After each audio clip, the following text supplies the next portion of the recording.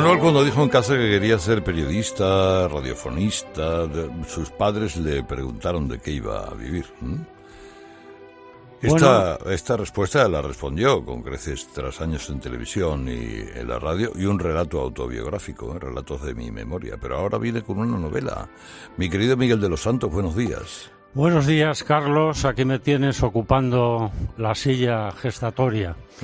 Es decir, el Beni me ha cedido nada más y nada menos que la silla que tú ocupas cuando estás aquí en Madrid, en el estudio central. De manera que he retrocedido así como 30 o 40 años en mi vida.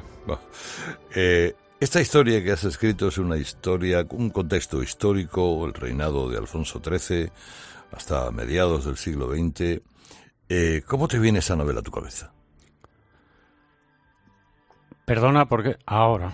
¿Cómo te viene la novela a tu cabeza, cabalgando sobre un caballo de cartón? Pues realmente es una rememoración de mi abuela Carmen, aunque de ella solamente me queda el recuerdo de la mujer que fue, el resto es ficción, y la figura entrañable que supuso y representó para toda la familia a lo largo de 3 generaciones. Por eso el relato lo planteo en la estructura, está basada en 2 tipos de narradores. Uno objetivo, que es el que va situando al lector en la época, con todo su costumbrismo, con su parte histórica, con el progreso que va acercándose al mundo rural de España, poco a poco, lentamente, al devenir histórico, que como tú bien sabes en aquellos años fue altamente convulso. Y luego está el narrador subjetivo, que es Álvaro, el nieto de la abuela, que la ve morir pero no quiere verla, no quiere tener el último recuerdo de su abuela ya muerta, quiere conservar el retrato de su vida, tal y como fue para él, algo entrañable, algo único, allí donde se apoyó toda su vida, todos sus sueños, su confesionario y todo lo que puede representar para un muchacho joven que todavía está iniciándose en la vida, la sabiduría y la experiencia de una mujer que tuvo una vida convulsa, a pesar de sus orígenes humildes, supo superarse a sí misma y tras vivir 2 amores intensos, 2 muy dispares, pero al mismo tiempo que supo conservar hasta el último momento de su vida, supuso para la familia el eje de 3 generaciones en las que ella fue teniendo una influencia verdaderamente extraordinaria. O sea, es una novela romántica, coral, un tanto sentimental si quieres, pero también descriptiva de una de las épocas más convulsas, pero también más admirables de España. El contexto era de una España que se tambaleaba política y económicamente, ¿no? Efectivamente, como tú sabes, a partir del reinado de Alfonso XIII llega la Segunda República, con ella toda esa convulsión del gobierno tras gobierno que se van sucediendo sin que ninguno de ellos consiga darle una estabilidad real, y toda esa larga etapa que se inicia a finales del siglo XIX culminará con la Guerra Civil del 36, después de haber pasado por unas situaciones verdaderamente inimaginables en un comienzo, la pérdida de las colonias de Puerto Rico y Cuba, posteriormente las Filipinas, la entrada de la guerra de Marruecos. Todo eso está reflejado en la novela como el trasfondo de la vida de esta mujer humilde, y de ello se extrae una moraleja, y es que hasta en las más pequeñas vidas, en los rincones de España, puede afectar seriamente lo que llamamos la gran política. Es decir,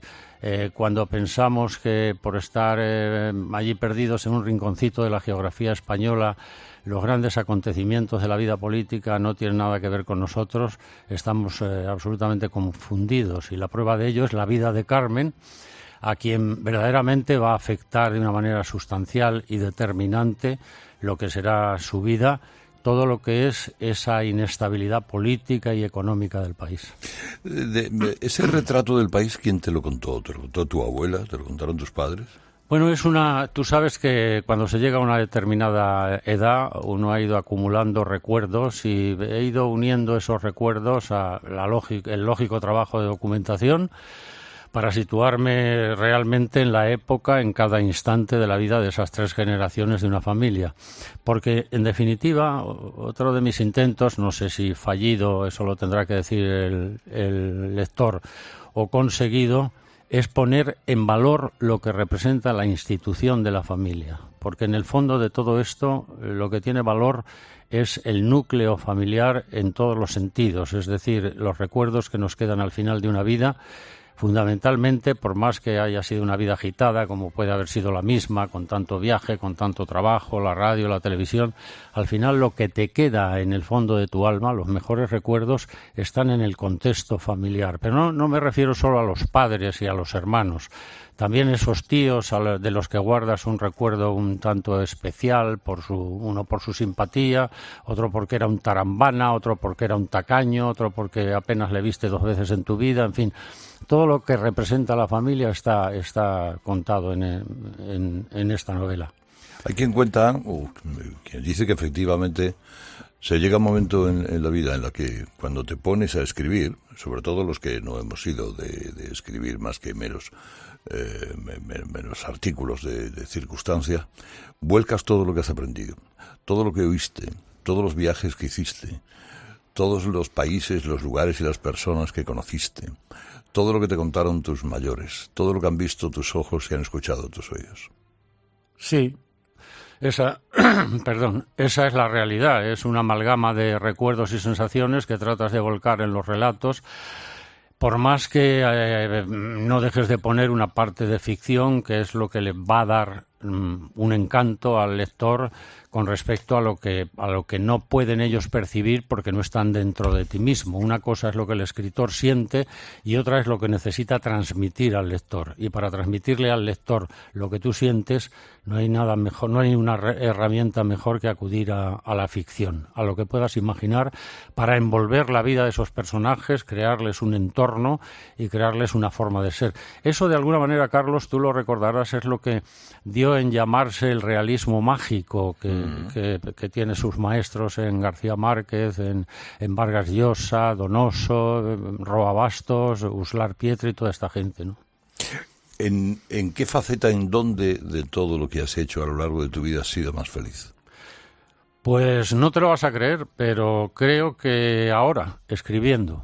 Y te desvelo un secreto. Yo llegué al periodismo porque quería escribir, ni más ni menos. Pero luego la vida fue tan generosa conmigo, fue tan amable, que me dio la oportunidad de entrar enseguida en la radio, apenas siendo un adolescente, debuté ya en la antena de Radio Intercontinental, y luego ha sido un no parar. Es decir, pasé de la radio a la televisión, la gente que me mandaba, los mandatarios de la radio y la televisión de aquella época, por lo que fuera, confiaron en mí y me fueron encargando seguramente trabajos y asuntos que estaban incluso por encima de mis posibilidades, pero bueno, los debí cumplir con cierta decencia, como para que la vida me fuera generosa. Y yo diría, con una frase tan conocida, y es que de alguna manera, y que los oyentes me perdonen la presunción, el éxito impidió que pudiera cumplir mi sueño, que era el de escribir. Por tanto, cuando he tenido oportunidad de apartarme del fragor de la batalla de los medios, que tú mejor que nadie conoces y que también representas, pues he podido sentarme a hacer lo que verdaderamente ha sido mi vocación desde que empecé. De todas esas personas que has nombrado, Miguel de los Santos, de todas las personas que tu profesión te ha permitido conocer, de personas de tu país y de otros lugares, has hablado de Benedetti, de Roa Bastos, de Neruda, de Vargas Llosa, de García Márquez. ¿Quién te ha marcado más? Pues mira, marcar, yo creo que me impresionó la personalidad extraordinariamente, la personalidad de uno de los escritores menos conocidos, porque la entrevista que mantuve con él fue más didáctica que otra cosa, y fue Ernesto Cardenal. Tuve con él un encuentro en Solentiname, en el lugar donde tú sabes que él creó esa especie de escuela de recuperación de gente marginal, etcétera, etcétera, una vez que se apartó de la vida de la vida política activa. Y allí tuve la oportunidad de hacerle una entrevista en la que le planteé una serie de preguntas que tenían como fin averiguar un tanto por qué le había llevado a empuñar las armas, siendo un sacerdote y un poeta, en fin, a tomar una decisión tan contradictoria con su propio ser. Y la segunda, ¿por qué esa maldición de su país, de Nicaragua, de llevar tanto tiempo, más de un siglo, bajo el dominio de las dictaduras, del terror, en fin, de lo que todos sabemos, no solamente por el tema de los años de somocismo, sino que luego lo toma el relevo Daniel Ortega y resulta que son el mismo perro con distintos collares, sino también porque el país ha sido castigado repetidamente, como todos sabemos, por los efectos telúricos, de los cuales estamos teniendo una muestra clarísima nosotros ahora lo que significa para un país el tema del volcán de La Palma, ¿no? Preguntas que hace Goyo González. Don Miguel de los Santos. Don Goyo González, atrápeme si puede. Es mi último hito televisivo. Don Miguel de los Santos, a veces inocentes. Sorpresas te da la vida. Hábleme de la sorpresa más agradable y también, ¿por qué no?, de la más desagradable. ¿La sorpresa más agradable que he tenido en mi vida? Sí, señor. Pues la tenemos es una de las más agradables. Es que cuando se tiene tantos años y se ha vivido tanto, Goyo, es prácticamente, cuando tú que eres un jovenzuelo, cuando llegues a mis años entenderás la respuesta que te voy a dar. Es imposible elegir una. Pero de verdad esto puede sonar mal a los oyentes, pero a mí no me importa. Mi suegro decía, mira, cuando se tiene esta edad uno puede decir lo que quieras y que los demás piensen lo que les dé la gana. Pues yo voy a hacer lo mismo. Una de las mejores sorpresas que me ha dado a mí la vida se llama Carlos Herrera y lo tenemos ahí. Es una persona, no sé, que da más de lo que recibe en todo cuanto tú te puedas imaginar. Yo creo que ese liderazgo que hoy día tiene merecidamente en la radio, no digo en esta cadena, digo en la radio en general, no es fruto de la casualidad. Así que por elegir una, la más próxima, Carlos Herrera. Y la más desagradable, pues la más desagradable fueron mis últimos años en la cadena SER de radiodifusión, así en genérico. Creo que yo fui una víctima, no permití llegar a ser una víctima, pero vi tantas víctimas pasar por allí que al final me resistí, me aparté y dije yo no seré la próxima y me fui. El penúltimo ha sido Iñaki Gabilondo. Los grandes se van. ¿Quiénes serán los grandes cuando ellos ya no estén? Esa es una gran pregunta que tiene una difícil respuesta. A mí me está gustando mucho el heredero de un compañero al que Carlos y yo conocimos y tú también, que es Joaquín Prat. No sé, Joaquín, en la medida radiofónica, si podrá ponerse a la altura de lo que está haciendo últimamente en televisión. Porque, claro, Matías, que es de la generación siguiente, o sea, de la anterior a la de Joaquín, pues ya prácticamente ha hecho todo lo que tenía que hacer, aunque le quede un largo recorrido todavía, pero bueno, ya es un hecho.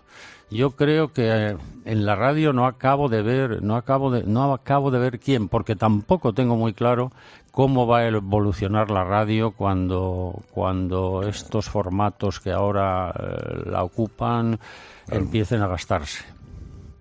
Y ya por último, da la sensación de que su vida ha sido fulgurante.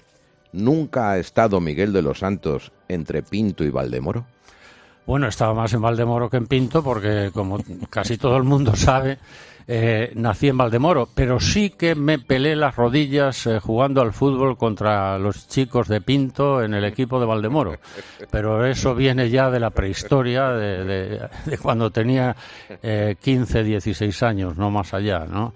De todas maneras, son dos pueblos de los que guardo un extraordinario recuerdo por su rivalidad y porque también en Pinto existía por aquel entonces la única piscina próxima a Valdemoro a la que yo me iba en bicicleta a pegarme chapuzones. Y a ligar. Y bueno, en esa época todavía ni siquiera ligar.